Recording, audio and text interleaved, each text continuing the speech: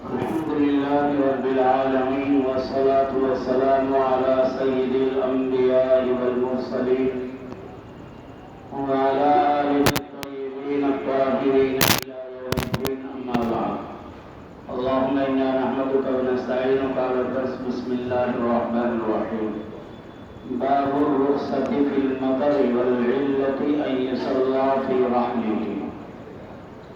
یہ باب ہے بارش کے زمانے میں گھر میں نماز پڑھ لینے کی اجازت کے بیان میں، یعنی جماعت کا ترک کر دینا جائز ہے بارش کی وجہ سے.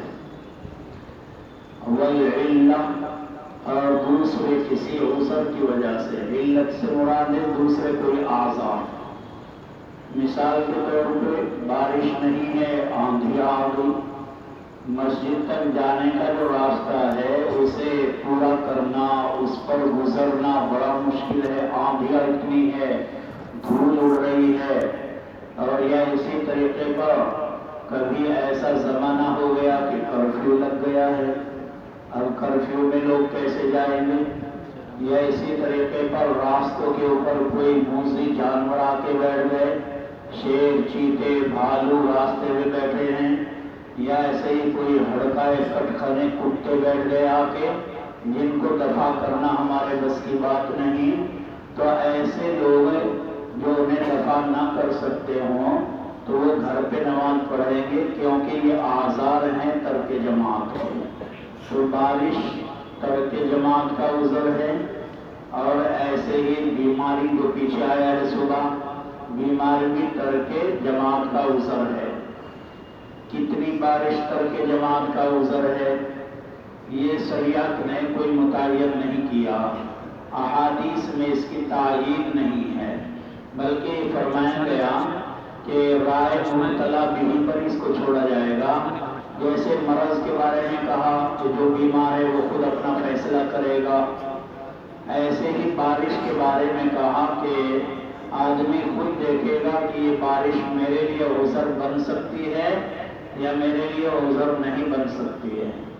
تو رائے مبتلا بھی پر فیصلہ ہے، کیونکہ کبھی بارشیں رات میں آتی ہیں، کبھی دن میں آتی ہیں، اور دن میں جو بارش آئے گی وہ بارش عذر نہیں بنتی ہے، رات والی بن جاتی ہے، کیونکہ اندھیرا ہے، اب اندھیرے میں کیسے جائے گا. تو رات کی بارش اور دن کی بارش دونوں میں فرق ہے، اس لیے متعین نہیں کیا کتنی بارش. اور یا اسی طریقے پر کبھی آدمی چلنے والا کس راستے سے جائے گا اس کے اعتبار سے فرق پڑے گا. بارش آ رہی ہے لیکن مسجد تک بالکل ہائی وے بہترین روڈ ہے پکا، تو بارش آتی ہے پانی بہ جاتا ہے، کیچڑ نہیں ہوتا. اور دوسرے محلے کے لوگ جو مسجد میں جائیں گے ان لوگوں کے لیے راستہ کیچڑ والا ہے، تو ان لوگوں کے لیے عذر بنے گی بارش، ہائی وے والوں کے لیے کیا عذر بنے گی. تو اس لیے کہا گیا کہ آدمی کے چلنے کے اعتبار سے، راستوں کے اعتبار سے یا وقت کے اعتبار سے بارش میں فرق ہوگا. کبھی ایک بارش دن میں ہو گئی تو کوئی ٹینشن نہیں، رات ہے، روشنی ہے، چلے جائیں گے، دن ہے، روشنی ہے، چلے جائیں گے. اور رات میں اندھیرا ہے، کیسے جائیں گے بھائی، پھسل جائیں گے. یا ایسے ہی کبھی آدمی کے پاس ٹارچ ہوتا ہے، چھاتا ہوتا ہے، تو عشاء کی نماز میں بھی جا سکتا ہے. اور دوسرا آدمی جس کے پاس ٹارچ نہیں، چھاتا نہیں، راستہ کیچڑ ہے اور یہ جانے والا بڑھوا ہے، تو نوجوان تو چلا ہی جائے گا جیسے کیسے، بڑھوا بھی چلا جائے گا. تو لہذا بوڑھے کے لیے تو معمولی بارش میں عذر بن جائے گی. اس لیے شریعت نے تعین نہیں کی، بلکہ یہ کہہ دیا کہ رائے مبتلا بھی کے مسئلے کو چھوڑ دو، جس کو یہ مسئلہ پیش آئے گا وہ خود اپنا فیصلہ کرے گا کہ میں جا سکتا ہوں بارش میں یا نہیں جا سکتا. کوشش کرنی چاہیے ہر آدمی کو حق الامکان کہ وہ مسجد میں جاوے اور مسجد میں جا کر با جماعت ہی نماز ادا کرے. کوشش یہ کرنی چاہیے حق الامکان. ہاں اگر نہیں جا سکتا، شریعت نے کہا کہ عذر ہے، کوئی بات نہیں. جیسے پہلے آیا ہے حضرت عباس کی روایت، یہاں بھی آگے بھی آ رہی ہے، ابن عمر کی آ رہی ہے کیا کہ انہوں نے اذان دی اور اذان دینے کے بعد میں دیکھا کہ موسم اچھا نہیں ہے تو اعلان کر دیا. خود حضرت ابن عمر نے اذان دی ہے اور اذان دینے کے بعد میں یہ کہا الا صلو فی الرحال، سن لو نماز کے لیے مسجد میں آنے کی کوشش نہ کرنا بلکہ گھروں پہ پڑھ لو کیونکہ بارش ہو رہی ہے. تو لہذا اعلان تو کر دیا، جواز ہو گیا پڑھنے کا گھر پہ کیونکہ یہ اعلان کر دیا گیا ہے. لیکن پھر بھی اگر کوئی آدمی اس اعلان کو سننے کے بعد بھی مسجد میں آ جاوے تو اس کے لیے جائز ہے. فضیلت کی بات ہے کہ بھائی اس نے عزیمت پہ عمل کیا. جیسا کہ کہا کہ اگر کوئی آدمی سفر شرعی رمضان میں کر رہا ہے تو افطار کرنے کی یعنی روزہ نہ رکھنے کی اجازت ہے یا نہیں؟ لیکن اگر روزہ رکھتا ہے وہ تو گناہ ہے. تو کوئی گناہ کی بات نہیں. ان تصوموا خیر لکم فرمایا کہ اگر تم روزہ رکھ لو تو بہتر روزہ رکھنا ہی ہے. تو بہرحال ایسے ہی اعلان ہو گیا الا ان الصلاۃ فی الرحال یا لا صلوا فی الرحال کہ گھروں پہ نماز پڑھ لو، کجاووں میں ٹھکانوں پہ نماز پڑھ لو. لیکن پھر بھی ایک آدمی کہتا ہے کہ بھائی کہنے دو نا، اعلان ہو گیا ہم تو جائیں گے مسجد میں، ہمارے اندر ہمت ہے انشاءاللہ اس بارش کو تو ہم برداشت کر لیں گے. ایسے نہیں کام کاج کرتے پھرتے، ہم جنگل میں جاتے ہیں، اپنے کھیتوں پہ جاتے ہیں، اپنے کام دنیاوی کرتے ہیں تو اس میں بھی تو بارش میں ہم جاتے ہیں. تو یہاں مسجد میں جانے میں کیا ہمیں سانپ کاٹ لے گا، کیا ہمیں بچھو کھا جائیں گے؟ نہیں، ہمت کر کے ہم جائیں گے. تو چاہے سے بہت اچھی بات ہے جانا. اب یہ گیا کیا کرے گا امام ان کے لیے آگے بات آ رہا ہے کہ جو لوگ آ جاوے مسجد میں تو ان کی وجہ سے جماعت تو کرانی ہی پڑے گی. آثار کی وجہ سے، بارش کی وجہ سے یا آندھی طوفان کی وجہ سے مساجد کی جماعت کو موقوف نہیں کیا جائے گا. ہاں یہ ہے کہ کم آئیں گے تو کم کو پڑھا دیا جائے گا، اور اگر کوئی بھی نہیں ہے تو کم سے کم امام اور مؤذن تو رہے گا. تو امام اور مؤذن ہی اپنی جماعت کریں گے. خطبہ جمعہ اگر ہے، اگلے بات میں آ رہا ہے مسئلہ سمجھ لو کہ اگر جمعے کا دن ہے اور الا ان الصلاۃ فی الرحال کا اعلان کر دیا گیا تو امام 2-4 آدمی اگر ہیں انہیں کو خطبہ بھی دے گا اور جمعہ کی نماز بھی پڑھائے گا. اس کا یہ مطلب نہیں کہ مسجد لاک ہے کوئی نہیں آنا، مسجد کو تالا مار دو. نہیں، اعلان کر دیا سہولت کے لیے. اب جو ہمت کریں گے، ہمت والے لوگ اس سہولت کو اختیار نہ کرتے ہوئے عزیمت پہ عمل کریں گے، وہ مسجد میں آئیں گے تو مسجد میں آنے والوں کو جماعت کرائی جائے گی، نماز با جماعت ان کے لیے ہوگی. مسجد کی جماعتیں موقوف نہیں کی جائیں گی.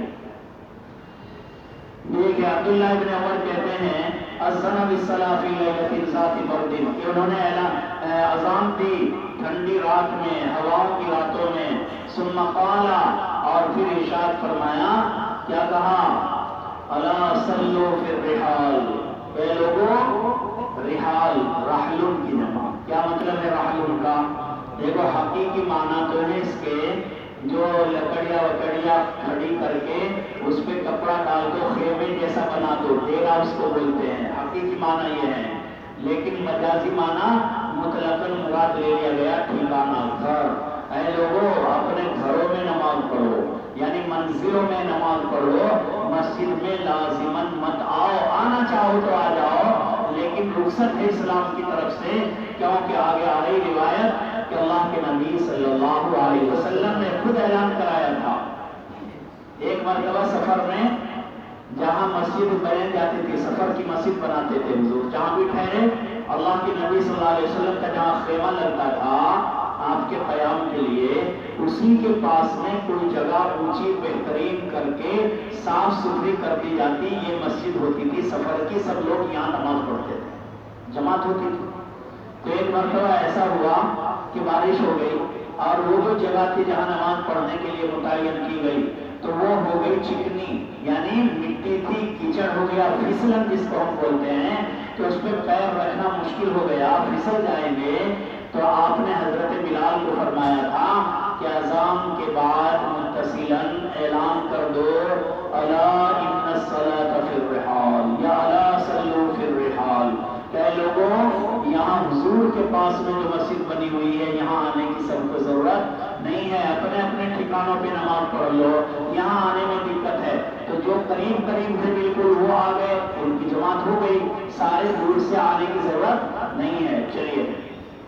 وبه قال حدثنا اسماعيل قال حدثني مالك عن ابن شهاب عن محمود بن الربيع الانصاري ان عتبان بن مالك كان يؤم قومه وهو اعمى يؤم قومه وهو اعمى. دیکھو مسلم میں یہ قصہ آیا، پیچھے یہاں بار بار آیا، اب آ رہا ہے، آگے آ رہا ہے. اب بھی آدمی ہوگا تو کیا اس کے دماغ میں پتھر پھوڑے گا کوئی امام بخاری آ کے یا امام مسلم؟ اتنی بار بار ایک قصے بلا رہے ہیں، اتبان اتبان اتبان. کیا کہہ رہے ہیں کہ حضرت اتبان حضور کے پاس آئے تھے نا، اللہ کے نبی میں مسجد میں نہیں جا سکتا امامت کرانے. کیوں؟ اس لیے کہ رات اندھیری ہوتی ہے اور نالا بہتا ہے اور میں ضریر البصر ہوں یا نابینا ہوں، دونوں روایت آ رہی. تو جب آپ کو بتایا عذر کہ نہیں جا سکتا، تو پھر کیا چاہتا ہے تو بھائی کہ میرے گھر پہ تشریف لے آؤ، وہاں آپ نماز پڑھ دو برکت کے لیے، اسی جگہ کو میں مصلح بنا لوں گا. کیا مطلب؟ یعنی محلے والوں کے لیے مسجد محلہ بنا دوں گا، یعنی عبادت خانہ، شرعی مسجد نہیں. کیونکہ یہ جہاں نماز پڑھا رہے تھے پہلے، جس راستے میں سیلاب آ گیا، راستہ میں نالا بہنے لگا، وہ بھی مسجد شرعی نہیں تھی.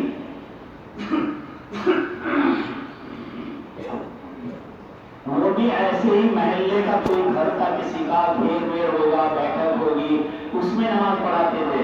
اب وہاں جانا مشکل ہو گیا، کہا اس سے منتقل کر دو، کیونکہ عبادت خانہ منتقل کر سکتے ہیں، مسجد شرعی منتقل نہیں ہو سکتی. اسی لیے آج یورپ میں، امریکہ، لندن اور کینیڈا، یہاں بھی اکثر ملکوں میں مسلمانوں کو چونکہ مسجد شرعی بنانے کی اجازت نہیں دی جاتی، بڑی مشکل ملتی ہے، تو محلے محلے میں لوگ مسجد بیت بنا لیتے ہیں. بھائی ایک آدمی کے گھر پہ متعین کرو جگہ، یہ سارے محلے والے یہاں اکٹھے ہو کے نماز پڑھیں گے. اس کو جو ہے حکومت منع نہیں کرتی ہے، بھائی کھڑے کے اکٹھے ہو کے کچھ بھی کرو. تو وہاں یہ عبادت خانہ ہے، مسجد شرعی کی نیت نہیں کرتے، جماعت ہوتی رہے. جیسے یہاں روزانہ جماعت کر لو 10 آدمی مل کے، تو یہ عبادت خانہ ہے، مسجد تھوڑا ہو جائے گا. اب یہاں نہ پڑھو کبھی، کوئی گناہ کی بات نہیں ہے، تو وہ لوگ بناتے ہیں مسجد بیت، عبادت خانہ. ایسے ہی حضرت اتبان جہاں نماز پڑھا رہے تھے، وہ بھی عبادت خانہ تھا. پھر جانا مشکل ہو گیا تو آپ کو درخواست کی کہ آپ اب میں ان لوگوں کے بجائے اپنے گھر میں ہی عبادت خانہ بنا لیتا ہوں، تاکہ محلے کے لوگ میرے گھر پہ آیا کریں گے. تو پھر لوگوں نے وہاں جانے کے بجائے حضرت اتبان کے گھر پہ ہی نماز پڑھنے کا جماعت شروع کر دی، یعنی عبادت خانہ ہونے کے اعتبار سے. چلیے. وَإِنَّهُ قَالَ لِرَسُولِ اللَّهِ صَلَّى اللَّهُ عَلَيْهِ وَسَلَّمَ يَا رَسُولَ اللَّهِ إِنَّهَا تَكُونُ الظُّلْمَةُ وَالسَّيْلُ وَأَنَا رَجُلٌ ضَرِيرُ الْبَصَرِ. ضرير البصر. دیکھو یہاں کہہ رہے ہیں کہ مجھے کم دیکھتا ہے، اور آگے روایت میں آ رہا ہے وَهُوَ أَعْمَى. اعمیٰ کے معنی تو اندھا ہے بالکل، اور ضریر البصر کم دیکھتا ہے، دیکھتا ہے کم دیکھتا ہے، تو دونوں میں تعارض ہو گیا. تطبیق کیا دو گے؟ ایک روایت منتہین وہاں سے اٹھائے گا جہاں وَهُوَ أَعْمَى ہے، اور یہ روایت یہاں سے اٹھائے گا وَهُوَ ضریر البصر، اور کہے گا حضرت اتبان اگلی روایت میں کہہ رہے وَهُوَ أَعْمَى اور یہاں کہہ رہے ضریر البصر، تو دونوں میں کیا تطبیق ہوگی؟ سمجھے؟ تو کیا تطبیق ہوگی؟ حضرت اتبان کے دو زمانے ہیں. ایک زمانہ وہ ہے جبکہ انہوں نے اس گھر میں جس محلے کی آج شکایت کر رہے اس میں نماز پڑھانے کے لیے اجازت چاہیے، مسجد شرعی کے بجائے وہاں نماز پڑھ لیا کروں گا. اس وقت ضریر البصر تھے، پہلے زمانے میں ضریر البصر تھے. اور جب اعمیٰ کہا، یہ اس زمانے کی بات ہے جب اپنے گھر میں نماز پڑھنے کی بات کر رہے، تو محلے کی مسجد شرعی چھوڑ کر جب محلے والوں کے عبادت خانے میں جماعت کرانے کی اجازت مانگی، وہ ضریر البصر ہے جو یہاں بتایا. اور کچھ دن پڑھانے کے بعد میں پھر وہ آنکھیں اور کم ہوتی گئی اعمیٰ بن گئے. اب جب اعمیٰ ہو گئے تو وہاں جانا بھی مشکل ہو گیا. مسجد میں تو پہلے ہی نہیں جاتے تھے. کیوں؟ آگے آ رہا ہے کہ وہ بہت موٹے تھے، زخمتن، موٹے آدمی تھے. موٹے آدمی کو دور جانا چلنا پھین کرے گا، کیسے جائے گا؟ تو کہا کہ اللہ کے نبی وہاں نہیں جا سکتا، موٹا ہوں. کہاں نہیں جا سکتا؟ آپ کی مسجد میں نہیں جا سکتا. مسجد نبوی میں جانا مشکل ہے. موٹا ہوں اور سریع البصر ہوں، لہذا مجھے اجازت دے دو محلے میں، تو وہ جو محلے کا گھر تھا کسی کا، اس میں امامت کی اجازت ہو گئی۔ یہ اس زمانے کی بات ہے، سمجھ رہے ہیں کچھ؟ تو خالی ایسے بیٹھا، اور پھر کچھ زمانے کے بعد میں نظر کم ہوتی ہوتی ہوتی نابینا ہو گئے۔ ایسے تو ہوتا ہے آدمی عام طور پہ، کم ہوتی چلی گئی بیچارے کی، تو کم ہوتے ہوتے ختم ہو گئی۔ اب یہ ختم جب ہو گئی، اب پھر دوبارہ حضور کی خدمت میں آ رہے، وہ عامہ۔ دو زمانوں کے ساتھ بات ہے، پہلے سریع البصر تھے، جب مسجد نبوی میں معذرت کرنے گئے کہ یہاں آنا مشکل ہے، موٹا ہو گیا اور سریع البصر ہو گیا ہوں، لہذا وہاں نہیں جا سکتا، تو آپ نے کہا کہ فلاں گھر میں نماز پڑھ لو، کوئی بات نہیں، اجازت ہے آپ کو، محلے میں نماز پڑھ لیا، تو محلے میں عبادت خانہ بنا لیا، اور کچھ دن کے بعد میں پھر وہاں محلے میں بھی جانا مشکل ہو گیا۔ کیوں؟ کون ہے یہ کھڑا ہونے ذرا؟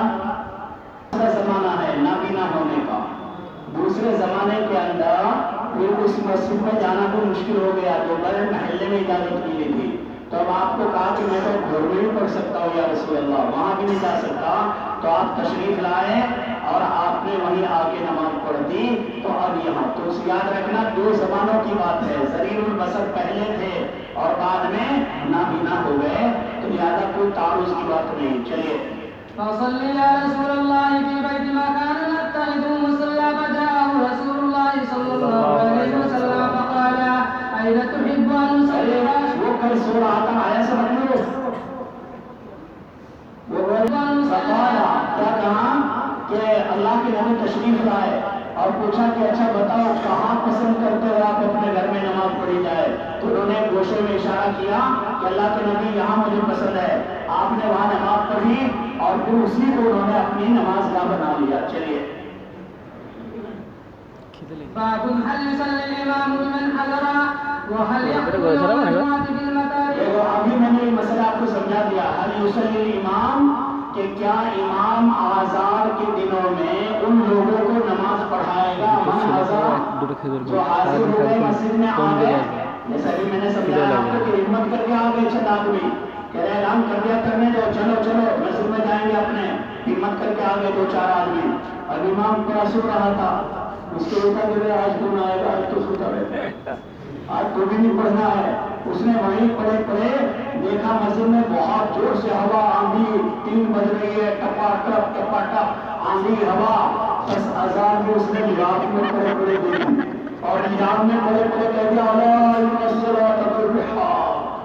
خبردار آج کوئی مسجد میں آئیو مت، گھر پہ رہو، لیکن پھر بھی تم جیسے دو چار آ گئے کہ نہیں آج تو جانا ہی ہے، اب یہ بیٹھے ہیں پہلی سب میں، ابھی امام صاحب کو کھڑا کر لینا کہ بھائی اٹھنا، سنا نہیں تھا تم نے، میرا اعلان نہیں سنا تھا تم نے کہ میں نے کہہ تو دیا تھا لا میں صلاۃ فی الحال، پھر کیوں آ گئے یہاں مرنے، موت کھانے، موت کے لیے آئے کہ یہاں؟ میرا امام کو یہ کہنے کا حق نہیں ہے، یہ بتا رہے کہ امام کو نماز پڑھانی پڑے گی، کیونکہ اللہ کے گھر میں جماعت ہو رہی ہے، جماعت موقوف نہیں کر سکتے۔ وَهَلْ يَخْطُبُ يَوْمَ الْجُمْعَةِ کہ کیا جمعے کے دن خطبہ دے گا؟ چند آدمی آ گئے یا ایسے مختصر کر کے پڑھا دے گا جمعے کی نماز 2 رکعت کہ چلو آج تو 2-3 ہی آدمی ہیں، میں کہاں سے خطبہ دوں گا، انہیں آتا جاتا بھی کچھ نہیں، 1 نمبر کے جاہل ہیں بالکل، دیہاتی گاؤں کے، انہیں کیا خطبہ دینا، انہیں خطبہ دینا نہ دینا سب برابر ہے، نہیں ایسا نہیں کر سکتا، جو شریعت کا حکم ہے وہ کرنا پڑے گا۔ چلیے وبه قال حدثنا عبد الله بن عبد الوهاب قال حدثنا حماد بن زيد قال حدثنا عبد الحميد صاحب الزيادي قال سمعت عبد الله بن الحارث قال خطبنا ابن عباس في يوم ذي رجع فامر المؤذن لما بلغ حي على الصلاه قال قل الصلاه بالرحال فنظر بعضهم الى بعض كانهم انكروا فقال كانكم انكرتم هذا ان هذا فعله من هو خیر منی، یہ روایت آگے پہلے کہ جب حضرت عباس کی طرف لوگ دیکھنے لگے تو حضرت نے کیا کہا، کیا دیکھ رہے ذرا آنکھیں پاڑ کے، یہ اعلان کہ میرے سے بہتر آدمی نے کر رکھا ہے مجھ سے پہلے، کیا کہا من ہوا خیر منی یعنی نبی صلی اللہ علیہ وسلم، انہا عظمت بعینہ، یہ روایت آئی ہے کہ خطبے کے لیے آنا، جمعے میں آنا، سعی الجمعہ چونکہ واجب ہے اس لیے میں نے اعلان کر دیا، تاکہ لوگ وجود کی وجہ سے مجبور ہو کر نہ آئیں. ہاں آنا چاہے ہمارے آ جائیں گے، لیکن ہم نے اعلان سے اجازت دے دی، بتا دی اجازت. میں نہیں کہا تو، اور میں ناپسند کرتا ہوں اس بات کو کہ تمہیں حرج میں ڈالوں. وعن حماد بن عاصم بن عبد الله بن حارث بن ابن عباس نحوہ غیر انه قال. علاوہ اس کے کہ اس میں اضافہ یہ ہے کہ حضرت نے کہا کہ میں ناپسند کرتا ہوں اس بات کو کہ تمہیں گناہ میں مبتلا کروں. انعوذکم کہ میں تمہیں گناہ میں مبتلا کروں. کیوں بھائی؟ جب یہ ذمہ دار کی طرف سے اجازت نہیں ہوگی اور پھر نہ آوے آدمی کام کرنے تو گناہ ہوگا. اور جب اجازت ہو گئی، اب مان لو آپ کو کہہ دیں کہ بھائی کل سے 50% آنا گھروں میں پڑھنے کے لیے اور 50% کو کھانا کرنے میں پہنچا دیا جائے گا، چاہے تم آؤ یا نہ آؤ پڑھنے کے لیے. اگر یہ اعلان کر دیا جائے تو پھر نہ آنے والوں کا کوئی گناہ نہیں ہے مدرسے کے قانون میں. یا ہوگا گناہ پھر بھی آپ کو کہے کہ کیوں نہیں آیا تو پڑھنے، چل تیرا اخراج چل دیتے ہیں. بھائی حضرت آپ نے تو اجازت دی تھی، آپ نے تو کہا تھا کہ 50% آؤ تو نہ آؤ تو دونوں اس برابر درجے کے. تو جب اجازت ہو گئی اب نہ آنا گناہ نہیں ہے. اور یہاں حضرت عباس وہی کہہ رہے ہیں کہ میں نے اس لیے اعلان کر دیا کہ اگر میں اعلان نہ کروں اور تم بارش کی وجہ سے نہ آؤ تو پھر گنہگار ہو جاؤ گے. میں نے اعلان کر دیا، رخصت دے دی تمہیں. چلیے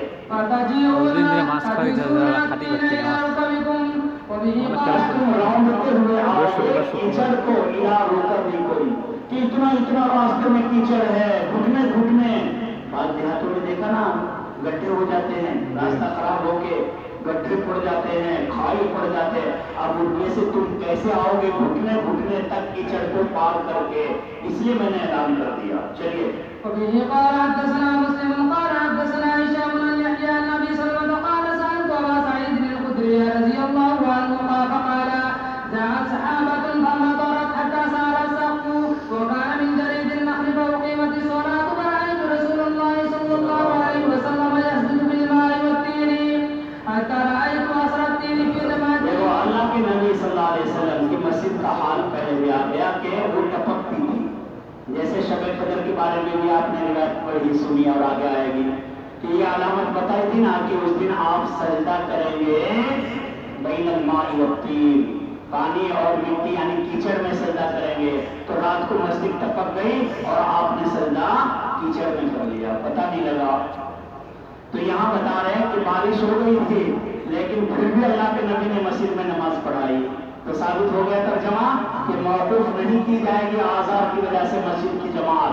بھلے 2 آدمی پڑھیں گے 4 آدمی پڑھیں گے لیکن بہرحال جماعت تو ہو کر ہی رہے گی، یہ مسجد کا حق ہے. چلیے وبه قال حدثنا آدم قال حدثنا شعبة قال حدثنا أنس بن سيرين قال سمعت أنسا يقول قال رجل من الأنصار إني لا أستطيع الصلاة معك وكان رجلا ضخما فصنع للنبي صلى الله عليه وسلم طعاما فدعاه إلى منزله فبسط له حسيرا ونضح طرف الحسير فصلى عليه ركعتين. فقال رجل من آل جارود لأنس أكان النبي صلى الله عليه وسلم يصلي الضحى؟ قال ما رأيته صلى إلا يومئذ. فصلى عليه ركعتين جو اوپر آیا اس سے ترجمہ ثابت ہو گیا. دیکھو اس روایت میں کہا ہے کانا رجلا زخمن، پہلے نا کانا رجلا زخمن، کیا مانا کہ حضرت اتبان. دیکھو یہاں نام تو نہیں آیا لیکن محدثین کہتے ہیں کہ اس سے مراد 95% اندازہ یہ ہے کہ حضرت اتبان ہی ہیں. انہوں نے پہلی مرتبہ میں جب عذر کیا تھا کانا رجلا زخما تو وہ موٹے آدمی تھے اور اس وقت میں ضریر البصر تھے. چلیے باب إذا حضر الطعام وأقيمت الصلاة وكان ابن عمر يبدأ بالعشاء وقال أبو الدرداء يمسك البريات إقباله على حاجته حتى يقبل على صلاته وقلبه فارغ. إذا حضر الطعام کہ جب کھانا تیار ہو کے دسترخوان لگ جائے وأقيمت الصلاة اور ادھر تکبیر ہونے لگے یعنی جماعت کھڑی ہو جائے تو کیا حکم ہے؟ مسئلہ آپ کو یہ سمجھانا چاہتے ہیں کہ نماز آدمی کو پرسکون طبیعت کے وقت میں پڑھنی شروع کرنی چاہیے. پرسکون طبیعت. اگر پرسکون نہیں، مثال کے طور پہ آپ کو نہایت درجے شدید پیشاب لگی ہے، ادھر ہو رہا ہے ادھر ہل رہا ہے، یا شدید درجے بڑا استنجا لگا ہے، پیخانہ لگا ہے، تو جب شدید درجے لگا ہے بتاؤ نماز میں دل سکون کرے گا؟ بار بار ادھر ہلتا رہے گا، ادھر ہلتا رہے گا، کبھی نیچے سے پکڑے گا، کبھی پیچھے سے پکڑے گا، پیچھے سے نہ نکل جاوے، آگے سے نہ نکل جاوے، بس اسی میں لگا رہے گا تو کہیں کی نماز پڑھے گا، یہ کوئی نماز ہوگی؟ فرمایا کہ ایسے حالت میں نماز نہ پڑھے، کہ جب دو اخبثان مدافعات الاخبثان آیا کچھ عند مدافعات الاخبثان، کہ پیشاب پیخانے کے دفاع کرنے کے تقاضے کے وقت میں نماز شروع نہ کرو، کیوں؟ دل میں اطمینان نہیں ہوگا۔ یا اسی طریقے پر بھوک بہت زیادہ لگ رہی، بے حد بھوک لگ رہی ہے، کب لگتی ہے بے حد بھوک؟ عام طور پہ اگر کسی نے نفلی روزہ رکھ رکھا ہے اور مغرب کی اذان ہوئی، ظاہر بات ہے مئی جون میں نفلی روزہ رکھا ہے بیچارے نے، اور اب مغرب کی اذان ہونے لگی تو اس کے سامنے تو گلاس دسترخوان بچھا ہے نا افطاری کا، اب ادھر یہ اگر ایک گلاس یا ایک کھجور کھا کے جائے گا جماعت میں تو بھوک بہت زیادہ لگی ہوئی ہے، تو نماز کے اندر خیال آتا رہے گا بار بار کھانے کا، اور کوستا رہے گا امام کو کہ جلدی کرنا، چھوٹی چھوٹی سورت پڑھ کے نماز پڑھی، کیوں؟ پیٹ میں تو میرے چوہے چھوٹ رہے ہیں، پیٹ میں تو مجھے اتنی پریشانی ہے کہ درد ہو رہا ہے بھوک کی وجہ سے، تو کیا نماز ہوگی ایسی؟ اس لیے کہا ایسے وقت میں بھی نماز نہ پڑھو، جب اذا حضرت الطعام، کھانا آ گیا اور نہایت درجے بھوک لگ رہی ہے تو پہلے کھانا کھا لو اور بعد میں اطمینان سے نماز پڑھو۔ کیوں؟ امام صاحب فرماتے ہیں کہ نماز کو کھانا بنانا بہتر نہیں ہے مقابلے میں کھانے کو نماز بنانے کے۔ جب کھانا کھا رہے آپ تو یہ بہتر ہے کہ بار بار تمہیں نماز کا خیال آوے، ارے بھائی جلدی کھا لوں، بھائی نماز ہو رہی، ایک رکعت تو چلی گئی میری، لاؤ کھا لو، نماز کا تصور آ رہا کہ نہیں؟ تو ہو سکتا ہے جلدی کھا کے ایک رکعت تو مل جائے گی، لیکن یہ جو کھانا کھایا اس میں تصور اس کا جماعت کا ہے، نماز کا ہے بار بار، تو یہ بہتر ہے۔ اور اگر چلا گیا تکبیر اولیٰ پانے کے لیے اور بھوکا چلا گیا تو وہاں نماز میں کھڑا تو ہے لیکن بار بار تصور کھانے کا آ رہا ہے، کب چھوڑے گا کب کھاؤں گا، کب چھوڑے گا کب کھاؤں گا جا کے، تو یہ بہتر بات نہیں ہے۔ اس لیے کہا کہ اطمینان کرنے کے بعد میں نماز شروع کرنی چاہیے، اگر بے اطمینانی میں کرو گے تو سیر سکون سے نماز نہیں ہوگی۔ یہ ترجمۃ الباب کا مطلب اور مقصد ہے امام بخاری کا۔ چلیے دیکھو حضرت ابن عمر کے بارے میں کہہ رہے ہیں، ابن عمر کا عمل ہے یبدأ بالعشاء، کیسے ابتدا کرتے تھے وہ؟ عشاء کہتے ہیں شام کے کھانے کو، یعنی شام کے کھانے سے مراد روزہ افطاری کے وقت میں جب کھانا ہو۔ وقال ابو الدرداء، اور ابو الدرداء فرماتے ہیں کہ آدمی کی سمجھداری کی بات یہ ہے کہ اقبالہ علی حاجتہ، کہ وہ پہلے تقدیم کرے اپنی ضرورت پر۔ کیا مطلب؟ پہلے اپنی حاجت کو پورا کرے اور بعد میں نماز پڑھ جائے، حتی یقبل علی صلاتی، یہاں تک کہ پہلے وہ پوری کر کے حاجت توجہ کرے اپنی نماز پر۔ وقلبہ فارغ، اور دما حالانکہ اس کا دل نماز کے لیے بالکل فارغ ہو چکا ہو، اب کھانے کا ٹینشن نہیں، اب استنجے کا ٹینشن نہیں، اب استنجا نہایت درجے لگا ہوا ہے اور نماز میں کھڑا ہو گیا جا کے، تو کیا نماز پڑھے گا وہ؟ بلکہ بعض فقہا تو یہ کہتے ہیں، امام مالک رحمۃ اللہ علیہ، کہ اگر نہایت درجے پیخانے کا پیشاب کا تقاضا آ رہا ہے نہایت درجے، تو اس کا وضو ٹوٹ گیا۔ آپ تو نہیں کہہ رہے یہ، لیکن دوسرے لوگ کہتے ہیں، کیوں؟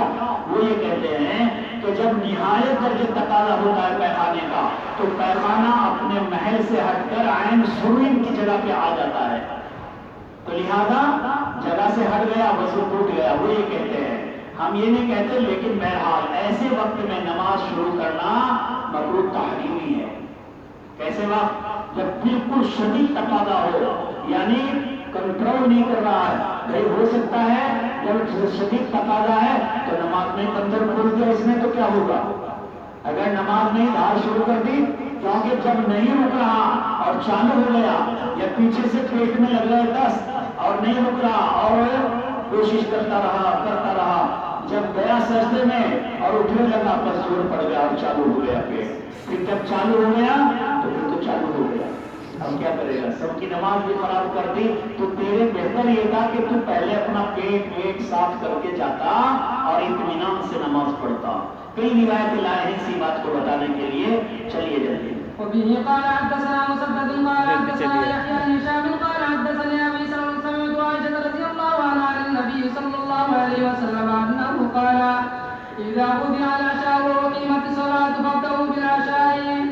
وبه قال حدثنا يحيى بن بكير قال حدثنا ليس بن بكير عن ابن شهاب عن انس بن مالك ان رسول الله صلى الله عليه وسلم قال اذا قدم العشاء فابدأوا به قبل ان تصلوا صلاة.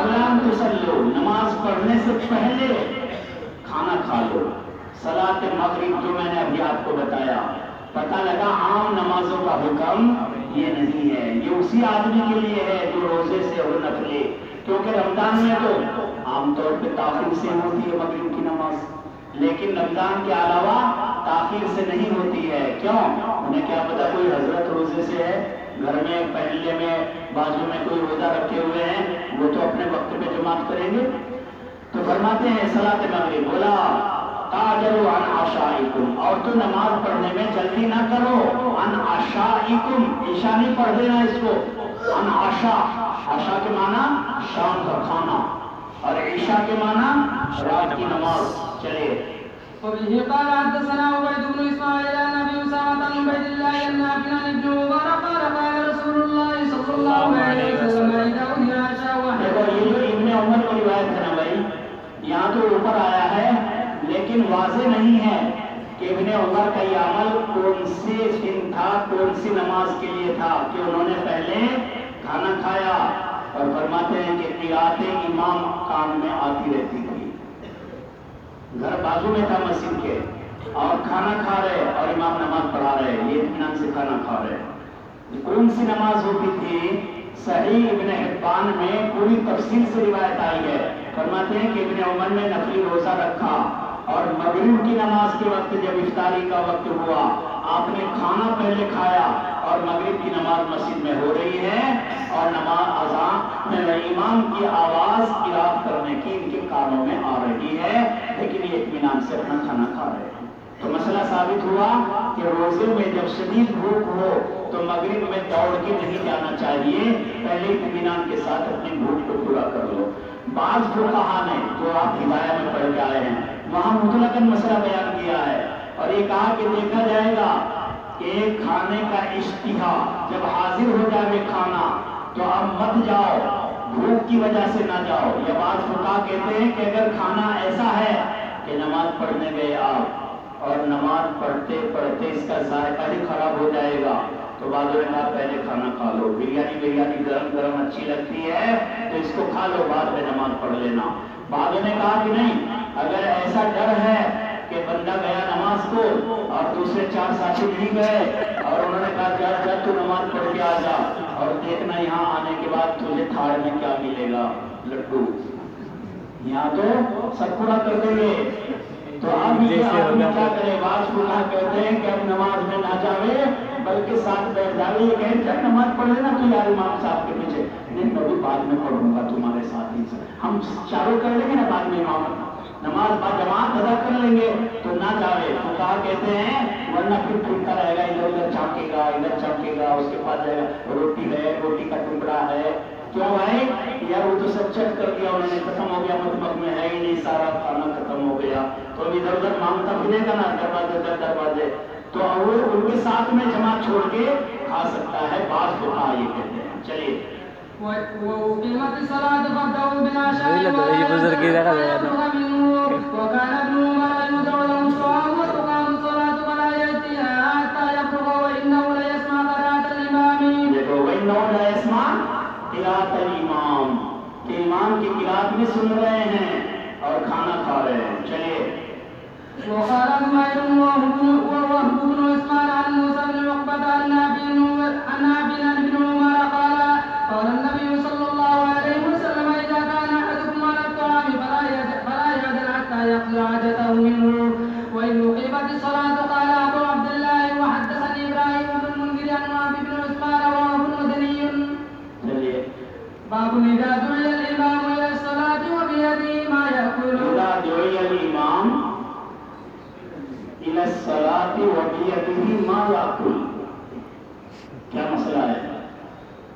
سمجھو، اگر کوئی آدمی مقتدی نہیں، یہ مسئلہ تو مقتدی کا ہے کہ وہ کھانے کے لیے بیٹھا ہے تو پہلے کھا لے. اگر کوئی امام ہے اور امام کے نماز کے لیے بلایا جا رہا ہے، بلانے کا کیا مطلب امام کو، کیا تکبیر شروع ہو گئی، مؤذن نے وقت دیکھا اور دیکھا کہ امام تو کمرے میں ہے، بیٹھا ہے، خالی کچھ نہیں کر رہا ہے، تو اس نے اپنا کھڑا ہو کے ٹائم پہ اللہ اکبر شروع کر دی. اب امام نے جیسے ہی اس نے شروع کی ہے اپنی تکبیر، امام نے کچھ کمرے میں رکھا تھا کھانے کا سامان، کوئی بڑا فروٹ رکھا تھا، کاٹنا، اسے پپیتے کو کاٹنا شروع کر دیا کھانے کے لیے. تو یہ کیا حکم ہے، کھا کے آوے اور یا چھوڑ کے آوے؟ سمجھ گئے بات؟ یہ فرق بتانا چاہتے ہیں مقتدی میں اور امام میں. اگر مقتدی ہے اس کے لیے تو آ چکا کہ اطمینان سے کھا کے جاوے، اور اگر امام ہے، امام کے لیے حکم یہ ہے کہ جب وقت ہو جاوے اور بلایا جاوے امام کو تو جو بھی ہاتھ میں کھانے وانے کا اسے سائڈ میں رکھ دے اور جلدی سے مصلی پہ پہنچ جاوے. ورنہ مقتدی لوگ اور یا متولی لوگ اسی دن کہتے ہیں کہ بستر اٹھا کے چلا جاوا، آج کے بعد یہاں اثر میں نہ دیکھ جانا. کیوں؟ ہم یہاں کھڑے انتظار کر رہے ہیں، ہم نے دیکھا پپیتا کھا رہا بیٹھا ہوا آرام سے. اسے تو قطعاً برداشت نہیں کر سکتے گاؤں کے دیہاتی لوگ کہ یہ بیٹھ کے وہاں اندر کمرے میں پپیتا کھا رہا ہے اور ادھر تکبیر ہو گئی، لوگ کھڑے کھڑے انتظار کر رہے ہیں. اس لیے شریعت نے کہا کہ امام کے لیے حکم یہ ہے کہ فوراً مصلی پہ پہنچ جاوے تاکہ مقتدیوں کو ٹینشن اور تکلیف نہ ہو، جھگڑا نہ ہو، فتنہ نہ ہو. چلیے. وبه قال حدثنا عبد العزيز بن عبد الله قال حدثنا ابراهيم بن سعد الانصاري عن ابن شهاب قال اخبرني جعفر بن عمرو بن اميه ان اباه قال رايت رسول الله صلى الله عليه وسلم یاکل. دیکھو ترجمہ ثابت کر رہے ہیں کہ اللہ کے نبی علیہ الصلوۃ والسلام ایک مرتبہ کی بات ہے، یاکل سرعان کیا کھا رہے تھے، بکری کا زرع کا گوشت کھا رہے تھے، ہاتھ کا یعنی ابلا ہوا. تو آپ صلی اللہ علیہ وسلم جب اسے کھانے لگے، چھری لے رکھی آپ نے، یا تذبیحا کہ آپ سلمینہ اس میں سے کاٹ کاٹ کے کھا رہے، چھری کے ذریعے کاٹ کاٹ کے تھوڑا تھوڑا کھا رہے. فدعی الی الصلاۃ، فوراً اسی وقت میں آواز دے دی گئی، یعنی اقامت کہہ دی گئی. حضرت بلال نے شروع کر دی اقامت. پتہ لگا کہ یہ چھوٹی چھوٹی ضرورتیں آزار نہیں ہیں، ورنہ حضور کھا رہے ہیں گوشت، کھانے تو تھوڑی دیر میں، حضرت کھا رہے ہیں کمائے میں کھانے تو تھوڑی دیر میں امامت کریں گے. چھوٹے چھوٹے آزار نہیں ہیں تاخیر صلاۃ کے، کیونکہ سب لوگ انتظار میں ہیں. تو حضرت بلال نے شروع کر دی اقامت، تو آپ نے سنا ہے اذان اقامت شروع ہو گئی تو آپ نے وہ اپنی چھری اور وہ سب پھینکا، ایک دم سے نکلے، آپ پورے سے مصلی پہ پہنچ گئے اور وقت پہ نماز شروع فرما دی. فقام، آپ کھڑے ہوئے، فتح السکین، پھینک دیا چھری کو، فصلا ولم یتوضا، آپ نے نماز پڑھا دی کیونکہ وضو پہلے سے تھا ہی. ولم یتوضا کہہ کر اشارہ کرنا چاہتے ہیں کہ مما مست النار ناقض وضو نہیں ہے. آگے آئے گا مسئلہ، کہاں آئے گا؟ کتاب الصوم میں آئے گا، ہے نا؟ پتہ نہیں آئے گا وضو کے بعد میں چلا گیا مسئلہ کہ اگر ناقض وضو ہوتا ہے نہیں، اب کہاں سے آئے گا وضو کا مسئلہ؟ اب تو کتاب الصلاۃ ہے، یا دوبارہ آئے گا کتاب الوضو آئے گا. چلیے. باب من كان في حاجة أهله فأقيمت الصلاة من كان في حاجة أهله فأقيمت الصلاة فخرج. اگر کسی آدمی کو کھانے کی ضرورت تو بتا دی، کھا رہا ہے امام تو چھوڑ کے آئے گا.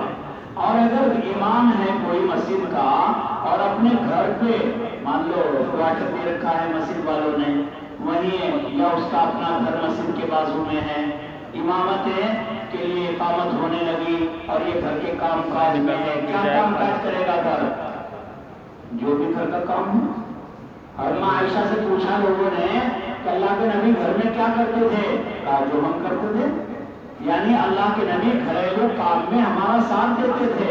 کبھی جھاڑو بھی آپ نے لگا دی، کبھی پانی آپ بھر رہے ہیں، کبھی آپ اپنے گھریلو دوسرے کام کر رہے ہیں. تو فرماتے ہیں کہ جب دوسرے کام کرتے ہوتے تھے حضور اور اقامت ہونے لگتی تھی تو فوراً سارے کام چھوڑ کے نماز پڑھانے کے لیے چلے جاتے تھے. تو پتہ لگا کہ امام کا حکم الگ ہے، مقتدی کا حکم الگ ہے. امام کھا رہا ہے कैसा खाना, वही इस्तिरार वाला नहीं, उसमें तो इमाम के लिए भी सहूलत होगी। इस्तिरार वाला थोड़ा मोड़ा कुछ खा रहा है तो छोड़ के जाएगा, या ऐसे ही घरेलू काम कर रहा है, झाड़ू मार रहा है, कपड़े धो रहा है, अपनी लुंगी धो रहा है घर में कोई इमाम साहब, तो जैसे ही नमाज का वक्त हो जावे उसे छोड़ दे आला हाली और पहुंच जावे अपने मुसल्ले पे और जाके मसाइल ना भंगाड़े कि जायज है मेरे लिए 5 मिनट ताखीर करना, नहीं, इससे झगड़ा हो रहा है। ऐसे झगड़े वाले मसाइल लोगों को नहीं बताने चाहिए और वो करने भी नहीं चाहिए। अगरचे ये जायज है कि भाई आदमी जरूरत में अगर लग गया तो जरूरत में मशगूल हो जावे, बाद में आवे, इंतजार करें, मुक्तदी लोगों को हुक्म ये बैठ के इंतजार करें 5 मिनट। देखो हुजूर के जमाने की बात है कि आधी रात हो गई इंतजार करने बैठे, लेकिन किसी और को तो नहीं पकड़ के कहा कि चल नमाज पढ़ा दे, आएंगे जब आ जाएंगे अपनी घर में पढ़ लेंगे। नहीं, ये असल मसला है कि जब तक इमाम है, असली जो इमाम है वो ना आवे तो 5-7 मिनट भी इंतजार करने में कोई बुराई की बात नहीं है। क्यों, हो सकता है उसे कुछ जरूरत पेश आ गई हो, आएगा, लेकिन अब लोग इस पर अमल करने नहीं देंगे। अब तो जैसे ही घड़ी सुन गई घड़ी अपने ठिकाने पे तो फौरन खड़े हो जाएंगे सारे लोग, चाहे इकामत पाया जावे या ना पाया जावे, चाहे मुअज्जिन इकामत कहता है या नहीं, वो तो अब घड़ी को देख के चलते हैं। लोग खड़े हो गए और अगर नहीं आया इमाम तो सारे ही इमाम हैं, किसी को भी आगे कर देगा, चाहे नमाज होवे या नहीं होवे। अगर इमाम की इजाजत नहीं है दलालतन सराहतन तो नमाज नहीं होती ऐसे, समझे बात। लेकिन चूंकि हमारे यहाँ पे पता है तो इसलिए इमाम साहब इजाजत दे के ही रखते हैं कि अगर मैं नहीं आया कोई भी पढ़ा दो, लिहाजा मुझे कोई एतराज नहीं होगा अगर मैं ना आया कोई भी पढ़ा दो। वरना तो अगर ये मसला लो जो रिवायत में आया है तो ऐसे नमाजी नहीं होगी लोगों की। चलिए وبه قال حدثنا آدم قال حدثنا شعبة قال حدثنا الحكم عن إبراهيم عن الأسود قال سمعت عائشة رضي الله عنها ما كان النبي صلى الله عليه وسلم يصنع في بيته. देखो ये कहा माँ मौसूला, अल्लाह के नबी सल्लल्लाहु अलैहि वसल्लम अपने घर में क्या करते थे। अम्मा आयशा ने कहा कान यकूनु फी मेहनति आलिही, यानी घर वालों के काम काज करते थे, घरेलू काम करते थे आप। चलिए खिदमत आलिही, घर वालों की खिदमत करते। फैदा हजरत सलाह खरज इला सलाह, अगर नमाज का वक्त हो गया तो काम काज को छोड़कर फौरन मस्जिद में चले जाते थे। चलिए باب من صلى بالناس وهو لا يريد إلا أن يعلمهم صلاة النبي صلى الله عليه وسلم وسنته. क्या मकसद है इमाम बुखारी रहमतुल्लाहि अलैह का? मकसद ये है कि अगर कोई आदमी किसी मजमे को ये कहे कि भाई खड़े हो जाओ, चलो मैं तुम्हें अल्लाह के नबी की नमाज पढ़ा के दिखाऊंगा, यानी सुन्नत तरीके की जो नमाज है वो मैं आपको दिखाऊंगा। जैसे कोई बड़ा अल्लाह वाला मुहद्दिस हम उसको कहें कि देखो हमने पढ़ा है, देखते हैं, अमल भी करते हैं, लेकिन हजरत आज आप हमें पूरी सुन्नत तरीके पे वजू करके दिखा दो और नमाज पढ़ के दिखा दो, तो कहे चलो खड़े हो जाओ, सुन्नत तरीके पे तुम्हें नमाज पढ़ के दिखाता हूँ, तुम्हें पढ़ाता हूँ। तो ऐसा कहना जायज है और ये इस कहने वाले को रियाकार नहीं कहा जाएगा। जैसा कि रिवायत में आता है कि दिखाकर नमाज पढ़ने वाला रियाकार है कि नहीं, और रियाकारी शिर्क है, तो क्या यह आदमी मुशरिक शिर्क करने वाला कहलाएगा? वरना यह आदमी इसमें दाखिल नहीं है। क्यों? इसका मकसद है सुन्नत तरीके की नमाज पढ़ा के दिखाना, और सहाबा ऐसे किया करते थे। साबित है मालिक बिन हुवैर इसी की रिवायत आ रही है। चलिए وبه قال حدثنا موسى بن إسماعيل قال حدثنا والد قال حدثنا أيوب عن أبي قلابة قال جاء مالك بن الحويرث في مسجدنا هذا فقال إني لأصلي بكم देखो ये कह रहे हैं, कौन कह रहे हैं? मालिक बिन हुवैरिस, वही मालिक बिन हुवैरिस जो हुजूर के पास कितने दिन रह के आए थे? 20 दिन, सीधा बोलना, 20 दिन गए थे ना, और दोनों को वापस किया था फासिना का हुक्म लेके आए। कहते हैं कि अल्लाह के नबी सल्लल्लाहु अलैहि वसल्लम के पास से आ गए, फिर नमाज पढ़ा रहे, तो कहा लोगों को देखो सुनो लउसल्ली बिकुम, कि मैं तुम्हें नमाज पढ़ाऊंगा, और मैं नहीं इरादा करता हूँ मगर ये कि मैं नमाज पढ़ाऊं कि जैसे अल्लाह के नबी सल्लल्लाहु अलैहि वसल्लम पढ़ाते थे। रअयतुन नबिय्या, जैसे मैंने हुजूर को देखा। मैंने हुजूर को कैसे देखा है नमाज पढ़ते हुए? 20 दिन दे के आए थे ना, और कैसे पढ़ाई है हुजूर ने नमाज। चलो खड़े हो जाओ, मैं तुम्हें ऐसे ही नमाज पढ़ के दिखाता हूँ। हजरत अय्यूब कहते हैं कि मैंने अबू किलाबा रावी को पूछा कि कई मक्का नहीं सल्ली, कि अच्छा हजरत मालिक बिन हुवैरिस ने जो नमाज पढ़ाई तुम जो किस्सा बता रहे हो कैसी बताई थी, मुझे बता कैसे पढ़ाई थी, हमें भी बता दो। अबू अय्यूब कह रहे, तो अबू अय्यूब ने कहा कि हजरत मालिक बिन हुवैरिस ने हमें नमाज पढ़ाई थी किसके माने, मिसला शैखिना हाज़ा, मिसला शैखिना हाज़ा, हमारा ये जो शेख है ना इसके माने पढ़ाई थी। वो कौन था शेख, वो कौन था, मिसला शैखिना हाज़ा, इससे मुराद कौन है, अमर बिन सलीमा। हजरत अमर बिन सलीमा इनकी मस्जिद में नमाज पढ़ाते थे। कहा कि जैसे ही हमारा शेख पढ़ाता है वैसे ही मालिक बिन हुवैरिस ने नमाज पढ़ा के हमें दिखाई है। ये कौन है, हजरत अमर बिन सलीमा। हजरत अमर बिन सलीमा जो हैं ये वो ही सहाबी हैं कि जो बहुत छोटी उम्र में इमामत कराने लगे थे बुलूग से पहले अपने कौम में। अल्लाह के नबी सल्लल्लाहु अलैहि वसल्लम के पास काफिले जाते थे मदीना मुनव्वरा दीन सीखने, ईमान लाने, तो इनका जो ठिकाना था एक चश्मे के पास था इनका घर, अमर बिन सलीमा और इनके खानदान वहां रहते थे कबीले वाले लोग। तो जैसे ही लोग आते जाते थे वहां पानी की वजह से रुकते थे, तो जब जाने वाले यहाँ रुकते हैं तो पूछते कहाँ से आए, कहाँ जा रहे, कि वहां जा रहे मदीना में दीन सीखने। ठीक है, वापसी में जब आते तो यहाँ रुकते, क्या सीख के आए दीन तुम, कि ये सीख के आए। तो ये अमर बिन सलीमा बचपने में आने वाले लोगों से कुरान करीम की आयत बहुत ज्यादा सीख चुके थे। ईमान नहीं लाए अभी, लेकिन लोगों से सुन सुन के सीख लिया। कुछ जमाने के बाद अल्लाह ने तौफीक दे दी इनके पूरे कबीले को, फिर ये भी पूरा कबीला यहाँ से हुजूर की खिदमत में पहुंच गया और जाके वहां ईमान ले आए, अल्लाह के नबी के पास रुके, दीन सीखा, नमाजें सीखी। अब आप सल्लल्लाहु अलैहि वसल्लम ने कहा कि जाओ तुम में तुम्हारा इमाम वो आदमी रहेगा जो अक़रा बिल कुरान है, यानी जिसे सबसे ज्यादा कुरान आता है वो नमाज पढ़ाएगा। तो जाके वहां लोगों ने कबीले में इल्लकाल की, भाई किसको ज्यादा सूरतें याद हुई हैं वहां, तो इन्होंने तो फटाफट पढ़नी शुरू कर दी बहुत ज्यादा। तुझे किससे याद है इतनी, कहा कि वो जो कबीले आते जाते थे खानदान वाले लोग यहाँ से कबाइल, तो मैं उन्हीं से पहले से सीखता चल रहा था।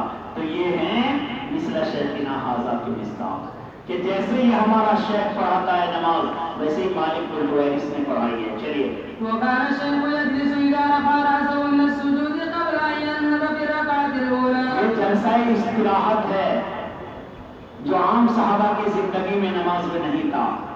हजरत मालिक बिन हुवैरिस ने चूंकि उस दिन 20 दिन में हुजूर को देखा जलसा इस्तिराहत करते, इसलिए इन्होंने अपनी नमाज में जलसा इस्तिराहत भी किया।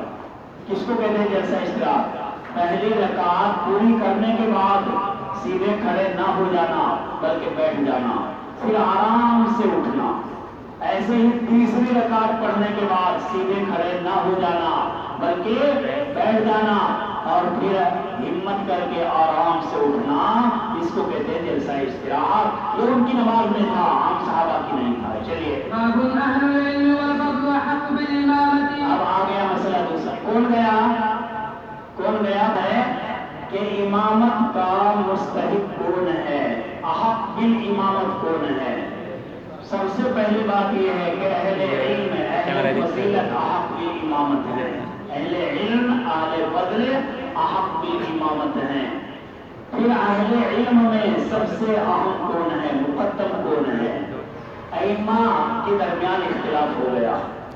इमाम शाफ़िई रहमतुल्लाह अलैह फरमाते हैं कि अहक बिल इमामत कारी होगा सबसे आला नंबर का कारी, अक़रा बिल कुरान कारी अम्मार, और या कोई और ऐसा ही होगा। समझे बात? अक़रा बिल कुरान वो कहते हैं जिसे अच्छा कुरान याद है, अच्छा पढ़ता है, हसीन और जमील कुरान, वो मुक़द्दम होगा। अहनाफ कहते नहीं, अक़रा बिल कुरान नहीं, बल्कि हम कहते हैं कि आलम बिस्सुन्ना मुक़द्दम होगा। कौन होगा? आलम बिस्सुन्ना। क्या मतलब कि एक तरफ मुहद्दिस है, फिक़ह बहुत जानता है, और दूसरी तरफ एक कारी साहब खड़े हैं, बहुत ज्यादा टोपी ऊंची किए हुए, कलफ डाल के कारी साहब खड़े हैं लाइन में।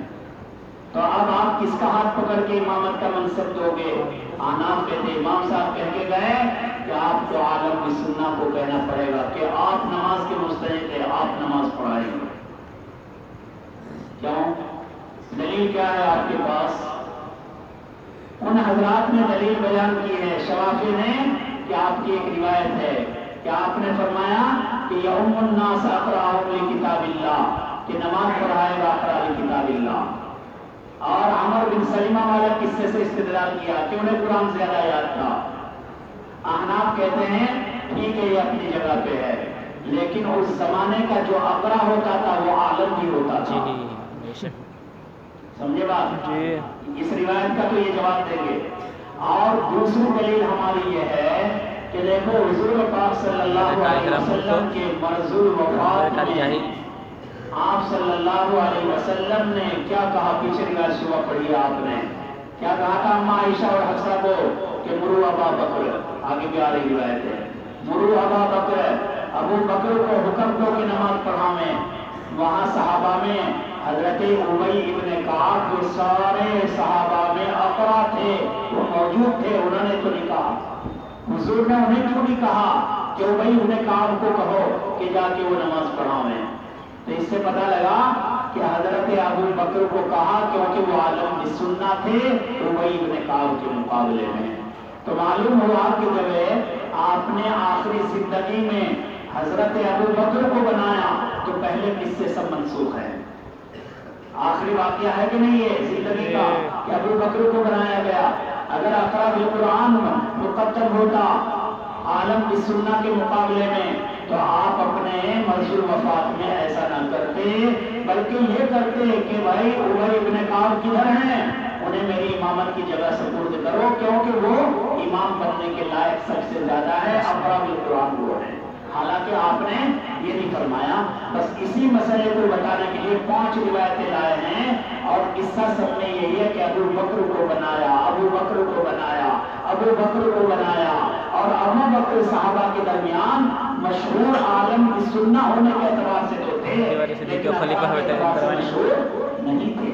اس لیے معلوم ہوا کہ اقرا کو ترجیح نہیں ہوگی عالم کی سنہ کے مقابلے میں۔ ہاں اگر دونوں برابر ہو جائیں، ایک آدمی عالم بالسنہ بھی ہے، ادھر والا بھی عالم بالسنہ ہے، اب دیکھو 2 آدمی عالم بالسنہ ہے، اب ان میں اقرا کون سا ہے؟ کبھی ایسا بھی تو ہوگا نا کہ ایک آدمی فقیہ بھی ہے اور وہ قاری بھی ہے بہترین، تو اگر ایک آدمی عالم بالسنہ فقیہ بھی ہے اور قاری بھی بہترین ہے تو اسی کو ترجیح ہو جائے گی کیونکہ اس کے اندر 2 کمال آ گئے۔ اور اگر 2 آدمی دونوں میں برابر ہیں، یہ قاضی صاحب بھی ہیں، یہ مفتی صاحب بھی ہیں، یہ فقیہ صاحب بھی ہیں اور ادھر والے بھی قاضی صاحب ہیں، فقیہ صاحب ہیں، مفتی صاحب ہیں، تو آپ کس کو ترجیح دو گے؟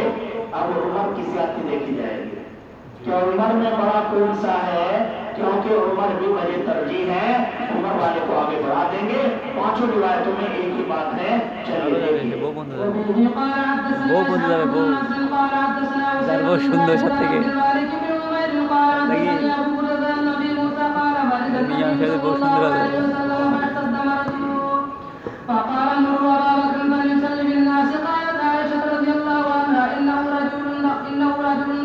حضرت عائشہ کیوں کہہ رہی رجل رقیق؟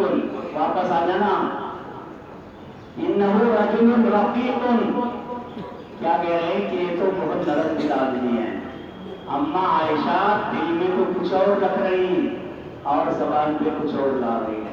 دل میں تو یہی تھا کہ میرے ابا بن جائے، اچھی بات ہے، لیکن یہ لفظ کہہ رہے ہیں کہ اگر بالفرض اسی بیماری میں حضور کا انتقال ہو گیا تو میرے باپ کو کوئی یہ نہ کہے کہ منحوس ہے ابو بکر، یہ چڑھا مصلی پہ حضور مر گئے۔ تو دل میں 2 باتیں آ رہی، کچھ اور بھی ہے، کچھ اور بھی ہے۔ حفصہ کو لین پہ لگا لیا، کیا پھر تو حضور سے ایسا کہنا کہ عمر پڑھا دیں گے نماز؟ اب حفصہ سمجھ نہیں سکی بات کو،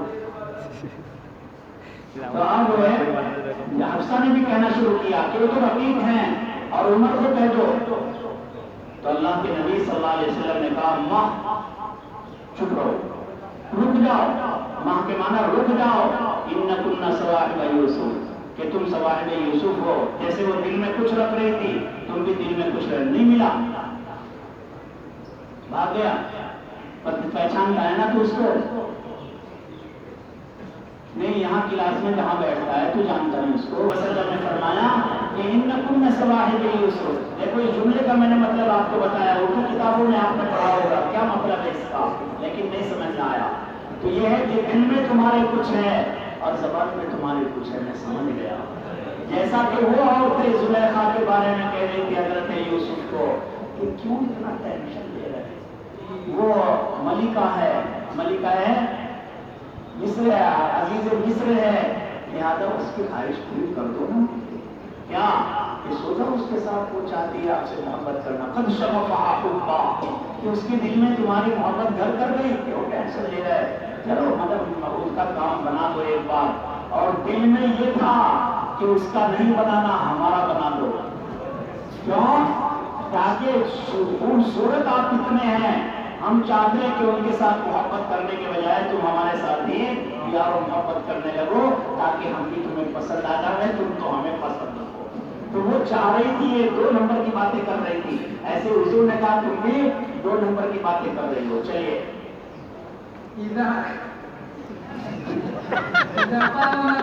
قال مري أبا بكر فليصلي بالناس فعادت فقال مري أبا بكر فليصلي بالناس فإنكن صواحب يوسف فأمره الرسول فصلى بالناس في حياة النبي صلى الله عليه وسلم.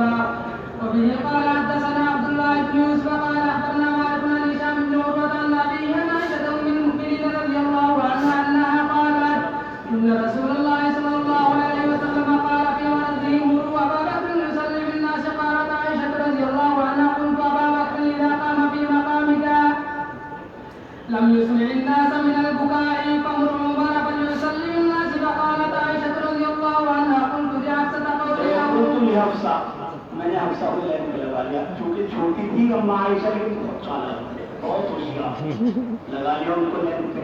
اب انہوں نے کہتے ہیں حضور نے جو ڈانٹ پلائی ان کو، تو پھر کہتے ہیں حفصہ کہ بس بس عائشہ، جب بھی میں نے تیرے ساتھ لگی ہوں تو مجھے ضرور ڈانٹ ہی کھانی پڑی ہے، تو نے مجھے آج بھی پھنسوا دیا، یہاں دیکھو مجھے ڈانٹ کھلا دی ہے کہلوا کے۔ دیکھیے کیا کہتی ہیں کہ میں نے کہا حضرت حفصہ کو قولی لہو کہ آپ بھی ایسا ہی کہہ دو، ان ابا بکر اذا قام فی مقامک لم یسمع الناس من البکاء فمر عمر، کہ یہ کہہ دو کہ عمر کو کہہ دو وہ نماز پڑھا دیں گے، فلیصلی للناس۔ چلیے إن أبا بكر إذا قام في مقامك لم يسمع الناس من البكاء فمر عمر فليصلي للناس. ففعلت حفصة وقال رسول الله صلى الله عليه وسلم ما حضور نے کیا کہا، رکو رکو بس بولنا بولو، چپ، انکن لعنتن صواحب یوسف مروا ابا بکر۔ پھر حضور نے کہا جاؤ جاؤ بات نہ کرو، حضرت ابو بکر کو کہہ دو جو میں کہہ رہا ہوں وہ کرو نا، تم کیا بک بک کر رہے ہو جائے گا۔ فلیصلی للناس، عورتیں چھوٹی ایسی ہوتی ہے۔ فقالت حفصہ، حضرت حفصہ نے پھر کہا حضرت عائشہ کو کہ ما کنت لاصیب منک خیرا، مجھے کبھی تیرا ساتھ لگ کے خیر نہیں ملی، مجھے ہمیشہ ڈانٹ ہی ڈانٹ پڑی ہے۔ چلیے وبه قال حدثنا أبو اليمان قال أخبرنا شعيب عن الزهري قال أخبرني أنس بن مالك الأنصاري وكان تبع النبي صلى الله عليه وسلم وخدمه وصحبه أن أبا بكر كان يصلي لهم في وداع النبي صلى الله عليه وسلم الذي توفي فيه حتى إذا كان يوم الاثنين وهم صفوف بالصلاة فكشف النبي صلى الله عليه وسلم ستر الحجرة فكشف النبي، جب آپ بیمار چل رہے تھے نا بھائی، میں نے پہلے بھی آپ کو بتایا تھا کہ حضور پاک صلی اللہ علیہ وسلم 13 دن بیمار رہے۔ بدھ کے دن مغرب کی نماز میں آپ کے سر میں درد ہوا اور بدھ 8 دن ہو گئے، پھر آئندہ جمعرات آئی، جمعرات کی آج کی مغرب جو ہے آپ نے دنیا میں یہ آخری نماز پڑھائی صحابہ کو، جمعرات کو مغرب کی نماز۔ بیمار ہو گئے آپ پہلے بدھ سے، 8 دن ہو گئے بیمار چلتے، کبھی بیچ میں آئے نماز پڑھانے کبھی نہیں آئے، ایسے چلتا رہا۔ پھر آپ صلی اللہ علیہ وسلم جمعرات کو آئے، آپ کب آئے؟ جمعرات کو مغرب کی نماز پڑھانے کے لیے تشریف لائے۔ اللہ کے نبی صلی اللہ علیہ وسلم 13 دن بیمار رہے اور 13 دن میں آپ نے نمازیں پڑھتے رہے، آتے رہے، جاتے رہے، لیکن جب بدھ 8 دن ہو گئے اور پھر 9واں دن آیا جمعرات کا، جمعرات کو مغرب کی نماز آپ ہمت کر کے پڑھانے آئے، آپ نے پٹی سر پہ باندھ رکھی ہے اور لوگوں کو نماز پڑھائی، پھر نماز پڑھا کے آپ واپس گھر سے تشریف لے گئے، اب آپ نہیں واپس آئے، اب گھر میں گئے تو بس دنیا سے آپ رخصت ہو گئے۔ یہ جو یہاں کہہ رہے ہیں کہ اللہ کے نبی صلی اللہ علیہ وسلم نے کیا کیا کہ کشف النبی، پردہ کھولا آپ صلی اللہ علیہ وسلم، یہ کب کی بات ہے؟ یہ پیر کے دن فجر کی نماز کا واقعہ ہے، جس دن آپ کا انتقال ہو رہا ہے۔ مغرب سے آپ نے نمازیں بالکل بند کر دی ہیں اور عشاء سے ابو بکر پڑھا رہے ہیں۔ اب جب جمعے کا دن آیا، سنیچر، اتوار، پیر کی صبح فجر کا یہ واقعہ ہے۔ فکشف النبی، اللہ کے نبی صلی اللہ علیہ وسلم گھر میں ہیں، صحابہ ٹینشن میں ہیں، تو آپ نے جب صحابہ نماز پڑھنے لگے تو پردہ ہٹایا، صحابہ نے کرنچیوں سے دیکھ لیا، چونکہ چھوٹی تو مسجد تھی اتنی اور یہاں حضور کا دروازہ ہے، تو دیکھ لیا، کہتے ہیں صحابہ ہمیں اتنی خوشی ہوئی کہ لگتا ہے آج حضور اب باہر آ جائیں گے اور ہمیں نماز پڑھائیں گے، جیسا کہ قرآن کریم ہمارے سامنے کھلا رکھا ہو، آپ کا چہرہ انور ایسے بہترین لگا، لیکن اللہ کے نبی صلی اللہ علیہ وسلم نے ہمیں دیکھا، مسکرایا اور کچھ ہنسے اور پھر آپ نے پردہ چھوڑ دیا۔ ہم جب پردہ چھوڑ دیا حضور نے، ہم نے سمجھا نہیں آئیں گے، ابو بکر نے نماز پوری کرا دی۔ آج ہی کا دن ہے کہ آپ کا بھی انتقال ہو گیا ہے، پیر کے دن 12 ربیع الاول کا یہ واقعہ ہے فجر کی نماز کا، اور آج ہی آپ دنیا سے تشریف لے گئے۔ یہ کہہ رہے فکشف النبی صلی اللہ علیہ وسلم ستر الحجرہ ینظر الینا وهو قائم، ذرا حالانکہ آپ کھڑے ہوئے ہیں، کأن وجهه ورقۃ مصحف، گویا کہ آپ کا چہرہ قرآن کریم کا ورق ہے، ثم تبسم یضحک، آپ مسکرائے اور کچھ ہنسے، بس ہم نے کیا سمجھا، ہم نے ارادہ کیا اس بات کا کہ نفتتن من الفرح برؤیت النبی صلی اللہ علیہ وسلم، کہ کہیں ہم فتنے میں مبتلا نہ ہو جائیں اللہ کے نبی کی صلی اللہ علیہ وسلم کی رؤیت کی وجہ سے۔ جب یہ لگا کہ حضور کھڑے ہیں اور کھولا ہے پردہ، فنکس ابو بکر، حضرت ابو بکر پیچھے ہٹنے لگے، الا آپ کی بھائی اپنی ایڑیوں کے بل، تاکہ لیسل الصف، آپ پیچھے ہو جائیں، یہ گمان کر کے کہ اللہ کے نبی خارج نکلنے والے ہیں، آپ آنے والے ہیں، لیکن آپ آئے نہیں تھے۔ فاشار الیہا، اللہ کے نبی نے ان کی طرف اشارہ کیا، اتموا صلاتکم، کہ بھائی اپنے نماز پوری کرو، اور وارخ السترہ، آپ نے اپنے پردے کو چھوڑ دیا، اور فتوفی فی یومہ، آج ہی کے دن اللہ کے نبی صلی اللہ علیہ وسلم کا وصال ہو گیا۔ تو بہرحال اس سے کیا پتہ لگا بھائی، حضرت ابو بکر تو پڑھا رہے نا امامت، تو جب ترجمہ ثابت کرنا ہے کہ ابو بکر عالم کی سنہ تھے، اس لیے انہیں امامت کا حق دیا گیا، تو عالم کی سنہ ہی کو ہم کہتے ہیں، وہی مقدم ہوگا۔ چلیے۔ وفيه قال حدثنا ابن عمر قال حدثنا عبد الوارث قال حدثنا عبد العزيز عن انس قال لم يخرج النبي صلى الله عليه وسلم ثلاثا فأقيمت الصلاة فذهب أبو بكر يتقدم فقال نبي الله صلى الله عليه وسلم بالحجاب فرفعه، فلما وضع وجه النبي صلى الله عليه وسلم ما نظرنا منظرا كان أعجب إلينا من وجه النبي صلى الله عليه وسلم حين وضع لنا، فأومأ النبي صلى الله عليه وسلم بيده إلى أبي بكر، ابو بکر کی طرف آپ نے اشارہ کیا کہ آپ نماز پڑھاتے رہو، یتقدم، کہ آگے آپ ہی رہو اور پیچھے مت ہٹو، ورخ النبی صلی اللہ علیہ وسلم الحجاب، اور آپ نے اپنا پردہ ڈال دیا، ولم يقدر علیہ حتی مات، اب حضور قادر نہیں ہوئے ہیں باہر نکلنے پہ یہاں تک کہ آپ دنیا سے چلے گئے۔ چلیے۔ وبه قال حدثنا يحيى بن سليمان قال حدثني ابن وهب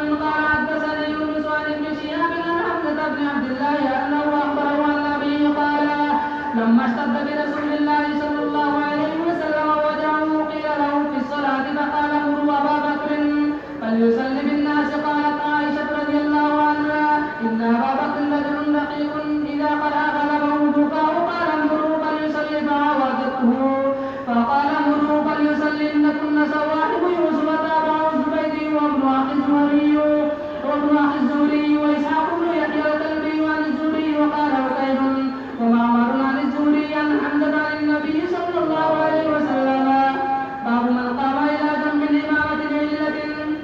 من قام الى جنب الامام لعلۃ، یہ بات ہے اس بات کے بیان میں کہ کیا کسی آدمی کو امام کے پہلو میں کھڑا کر سکتے ہیں؟ دوسرا مسئلہ ایک اور سمجھو، اگر آپ امامت کرا رہے ہیں، امامت کرانے والے امام کے بازو میں مصلی لوگ کھڑے ہو سکتے ہیں یا نہیں؟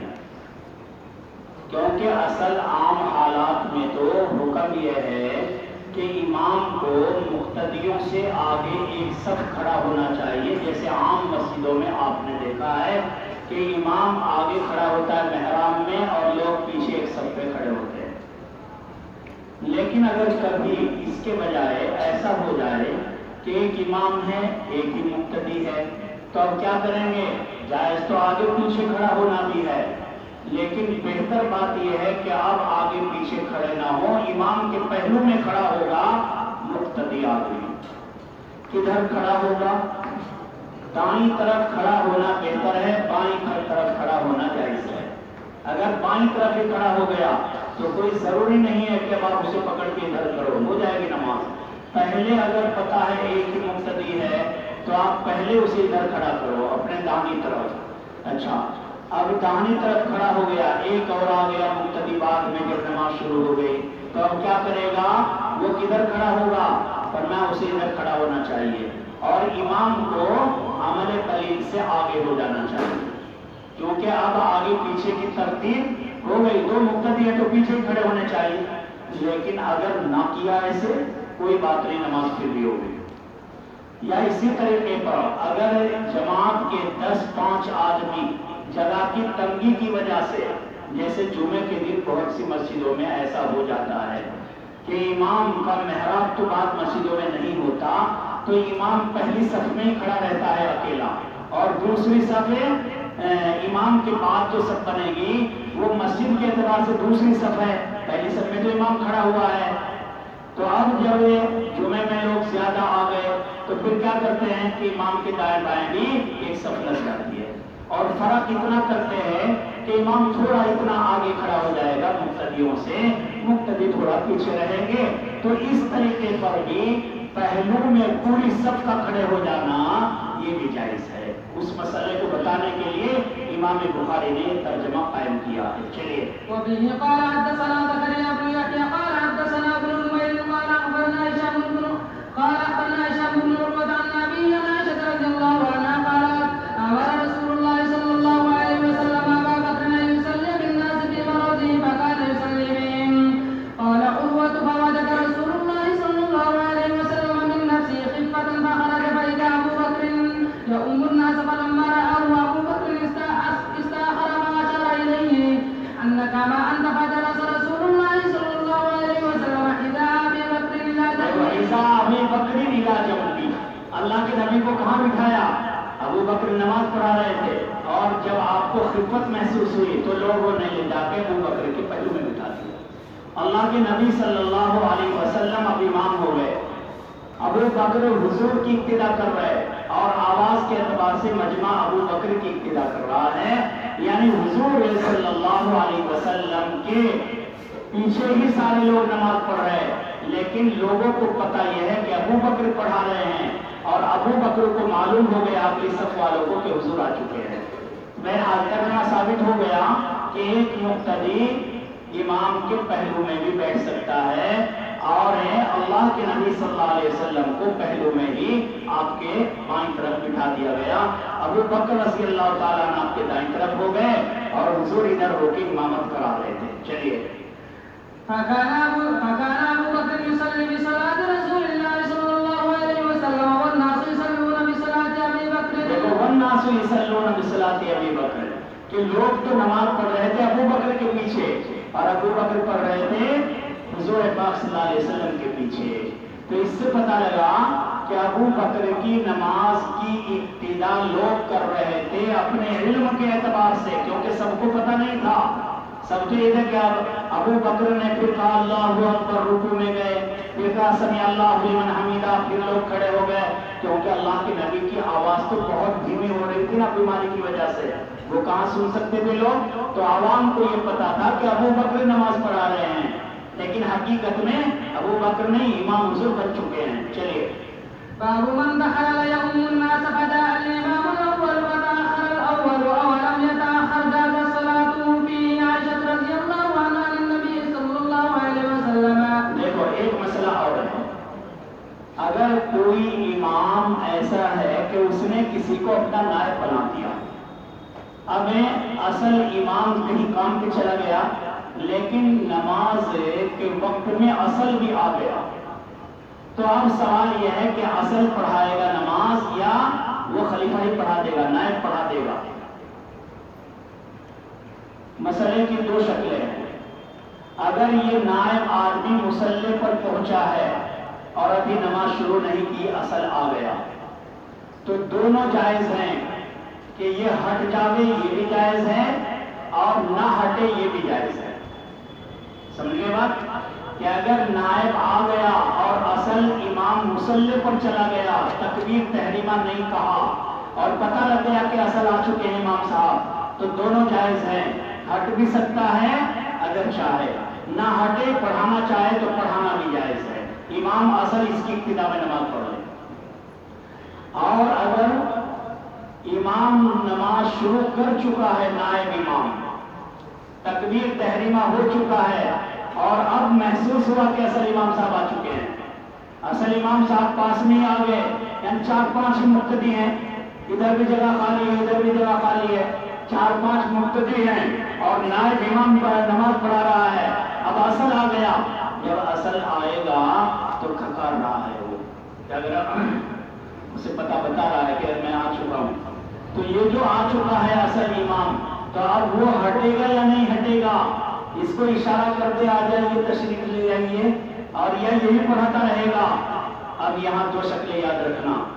ایک مسئلے کا جواب ہے آج امت اور اماموں کے درمیان، آج دنیا میں اب مسئلہ یہ ہے کہ نہیں ہٹ سکتا، وہی نماز پڑھائے گا جو نائب ہے، نہیں ہٹ سکتا ہے.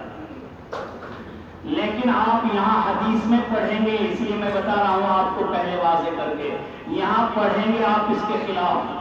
ایک مرتبہ اللہ کے نبی صلی اللہ علیہ وسلم کی زندگی میں ابو بکر نماز پڑھانے لگے اور اللہ کے نبی تشریف لے آئے، ابو بکر ہٹ گئے، اللہ کے نبی نے نماز پڑھائی. ایک قصہ یہ ہے منظور وفات کا. اور دوسرا قصہ زندگی کا تندرستی کا ہے. قبیلہ بنی عامر بن عوف میں حضور تشریف لے گئے، صلح کرانے، جھگڑا ہو گیا تھا. جب وہاں صلح کرانے گئے، دیر ہو گئی آنے میں. ادھر حضرت بلال نے ابو بکر کو کہا کہ حضرت پتہ نہیں کب آئیں گے، نہیں آئیں گے، آپ نماز پڑھا دو، ٹائم ہو گیا بہت زیادہ. تو حضور نے کہا، حضرت ابو بکر نے کہا کہ ٹھیک ہے، اگر آپ کہتے ہو پڑھا دوں گا. ابو بکر نماز پڑھانی شروع کر دی. ادھر ابو بکر نے پہلی رکعت شروع کر دی، اللہ کے نبی تشریف لے آئے.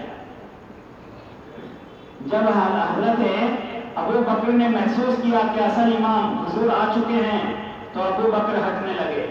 اللہ کے نبی نے اشارہ کیا کہ نہیں آپ نماز پڑھاؤ. ابو بکر نے سر پہ ہاتھ رکھا اور اللہ کی مدح کرتے ہوئے پیچھے ہٹ گئے. حضور آگے بڑھتے ہیں اور حضور نماز پڑھاتے ہیں. یہ دونوں قصے آج کے خلاف ہیں کہ نہیں، جو میں نے مسئلہ بتایا آپ کو کہ نائب امام جب شروع کر دے گا نماز پڑھانی تو نہیں ہٹ سکتا ہے. اب کا حکم یہ ہے. لیکن حضور کی زندگی میں بخاری کے اندر دونوں روایتیں ہیں کہ آپ آئے آپ نے نماز پڑھائی، آپ آئے آپ نے نماز پڑھائی. اور ایک آپ کی آؤٹ گوئنگ سماپت ہو گئی ہے، ترنت ریچارج کریں. 269 پہ پائیے 1 GB. اور حضور پاک صلی اللہ علیہ وسلم استنجے کی ضرورت سے کسی وجہ سے پیچھے رہ گئے. صحابہ ٹھکانے پر پہنچ چکے، نماز کا وقت ہو گیا. صحابہ نے کس کو امام بنا دیا تھا؟ حضرت عبد الرحمن ابن عوف کو نماز پڑھانے کے لیے امام بنا دیا. ادھر اللہ کے نبی صلی اللہ علیہ وسلم پیچھے سے آ رہے ہیں، ایک رکعت یہاں ہو چکی ہے. جب اللہ کے نبی تشریف لاتے ہیں تو حضور پاک صلی اللہ علیہ وسلم کو دیکھ کر صحابہ کرام نے حضرت عبد الرحمن ابن عوف کو تصفیق بھی کی کہ ہٹ جاؤ، یہ حضور آ چکے. لیکن اللہ کے نبی نے اشارہ کیا کہ نماز پڑھاؤ آپ بھی. وہ پڑھاتے رہے. یہاں دیکھو نہیں ہٹے. یہاں کیوں نہیں ہٹے؟ پتہ لگا کہ ہٹنا بھی جائز ہے لیکن یہ امت کے لیے ہے. ہٹنا کہ ہٹا حضرت ابو بکر ہٹ گئے نہیں ہٹ گئے. یہاں بتایا کہ اللہ کے نبی کی خصوصیت ہے یہ کہ نماز شامل کر چکے ہیں, شروع کر چکے ہیں نماز اور پھر بھی ہٹ رہا ہے امام. تو یہ اللہ کے نبی صلی اللہ علیہ وسلم کی خصوصیت تھی اس واقعے میں. اور حضرت عبد الرحمن بن عوف والے واقعے میں نہیں ہٹا ہے امام. تو یہاں کیا بتایا کہ نہ ہٹنے کو بتایا یہ امت کے لیے ہے, نہیں ہٹے نا. تو امت کے لیے کیا بتا رہا ہوں میں ابھی کہ نہیں ہٹے گا. تو نہ ہٹنا عبد الرحمن بن عوف والے واقعے سے ہے اور ابو بکر والے واقعے میں خصوصیت حضور کی اس سے استدلال نہیں کریں گے. بس یہ یاد رکھو کہ اللہ کے نبی کی یہ خصوصیت ہے کہ نائب امام شروع کرتے نماز پھر بھی اللہ کے نبی امام بن سکتے تھے, اس لیے بنے ہیں. آج کوئی آدمی جب نماز شروع کر دی جائے گی تو امام نہیں بن سکتا, جیسا کہ عبد الرحمن بن عوف والے واقعے میں حضور امام نہیں بنے, انہوں نے نماز پوری کرائی تھی. چلیے. وبه قال حدثنا عبد الله بن يوسف قال اخبرنا مالك عن ابي حازم بن دينار عن زيد بن سعد الساعدي ان رسول الله صلى الله عليه وسلم ذهب الى بني عمرو بن عوف ليصلح بينهم فعانت الصلاه فجاء المؤذن الى ابي بكر فقال اتصلي للناس فاقيما قال نعم فصلى ابو بكر فجاء رسول الله صلى الله عليه وسلم والناس في الصلاه فتخلص اور لوگ نماز میں ہیں تو اللہ کے نبی صلی اللہ علیہ وسلم جماعت کو ہٹاتے ہوئے آگے چلے گئے. فتخلصا, آپ ہیں تخلص سے مراد لوگوں کو ہٹاتے ہوئے آگے چلے گئے. حتی وقف فی الصف, یہاں تک کہ جا کے آپ پہلی صف میں کھڑے ہوئے. جب آپ پہلی صف میں جا کے کھڑے ہو گئے فصفق الناس, ابو بکر والے واقعے میں تصفیق کی لوگوں نے. کیوں بھائی؟ ابو بکر تو بڑی توجہ کے ساتھ نماز پڑھاتے تھے, خضوع کے ساتھ, ادھر ادھر نہیں دیکھتے تھے. انہیں پتہ نہیں لگا حضور آ چکے. جب پتہ نہیں لگا اب صحابہ ڈرنے لگے کہیں ایسا نہ ہو جائے کہ اللہ کے بھی نبی ناراض ہو جائیں. صحابہ نے ایسے کرنا شروع کیا, یہ تصفیق یہ کہ ابو بکر نے دیکھا کچھ معاملہ پیش آ گیا نماز میں. اب ادھر ادھر توجہ کی, دیکھا تو حضور پاک صلی اللہ علیہ وسلم کھڑے ہیں, تو آپ پیچھے ہٹ گئے اور اللہ کے نبی آگے بڑھ گئے. دیکھیں فصفق الناس وکان ابو بکر لا یلتفت فی صلاته, ابو بکر اپنی نماز میں ادھر ادھر توجہ نہیں کرتے تھے, خشوع کے ساتھ میں پڑھاتے.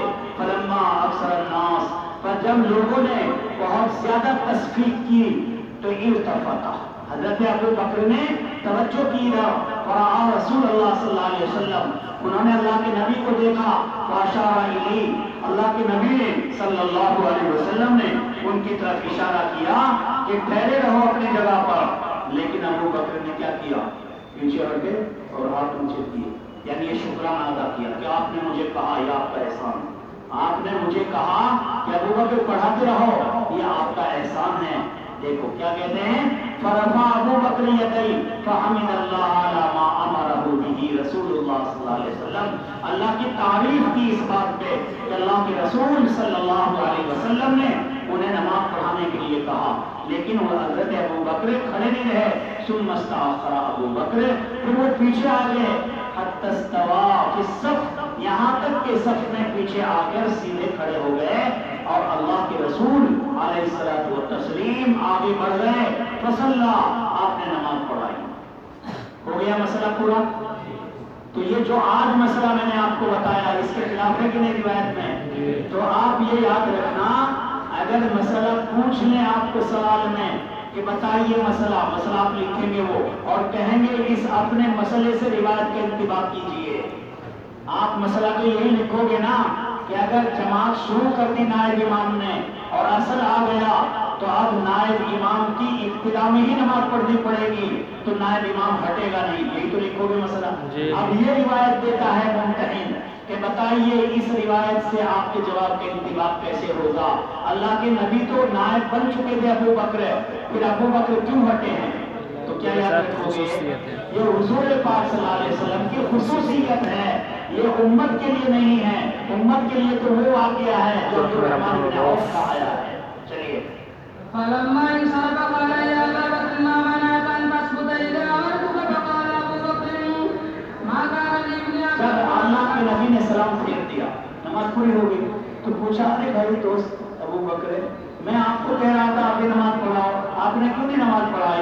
تو کیا جواب دیا کہ یا رسول اللہ، ابن ابی قحافہ کے لیے یہ بات کہاں ہے اس کی طاقت میں، ہمت میں، کہ یصلی بین یدی رسول اللہ صلی اللہ علیہ وسلم، کہ اللہ کے رسول کے ہوتے ہوئے آپ کے سامنے میں مصلی پہ کھڑا ہو جاؤں، یہ کیسے ہو سکتا ہے حضرت صلی اللہ علیہ وسلم؟ فقال رسول اللہ صلی اللہ علیہ وسلم، پھر آپ نے یہ بات کے بعد صحابہ کی طرف توجہ فرمائی اور کہا کہ تم یہ تصدیق کیوں کر رہے تھے، یہ کیوں کر رہے تھے؟ تو کہا کہ اطلاع کے لیے. تو آپ نے فرمایا آئندہ ایسا نہیں کرنا، انما التصفیق للنساء والتصفیق للرجال، التصفیق للرجال والتصفیق للنساء. کیا مطلب؟ یہ تو بھائی عورتوں کا عمل ہے، عورتیں کریں اپنی نماز میں اگر کوئی چیز پیش آ جائے، یہ بجانا کیوں، ان کی آواز پڑتا ہے. اور مردوں کے لیے تو یہ ہے کہ اگر کسی چیز کی اطلاع دینی ہے تو سبحان اللہ کہے. اگر امام بھول جاوے تو اللہ اکبر نہیں کہنا چاہیے بلکہ سبحان اللہ. کیوں یہ سبحان اللہ؟ یہ کب سمجھیں گے لوگ یا امام؟ جب آپ مسئلہ بتا دو گے پہلے مقتدیوں کو. امام مسئلہ بتاوے کہ دیکھو جب امام بھول کرتا ہے تو اس کا مطلب یہ ہے کہ وہ نقص کر رہا ہے کچھ، تو تمہیں بولنا چاہیے پیچھے سبحان اللہ. کیا مطلب؟ کہ اللہ کی ذات پاک ہے. کیا مطلب ہے اللہ کی ذات پاک ہونے کا؟ یہاں کیوں بول رہا کہ اللہ نقص سے پاک ہیں. امام صاحب نقص میں چلے گئے، امام صاحب بھول کر رہے ہیں اور اللہ بھول سے پاک ہے، تو لہذا امام سمجھ لے گا کہ میرے سے کوئی غلطی ہوئی ہے تو جاگ جائے گا، بیدار ہو جائے گا.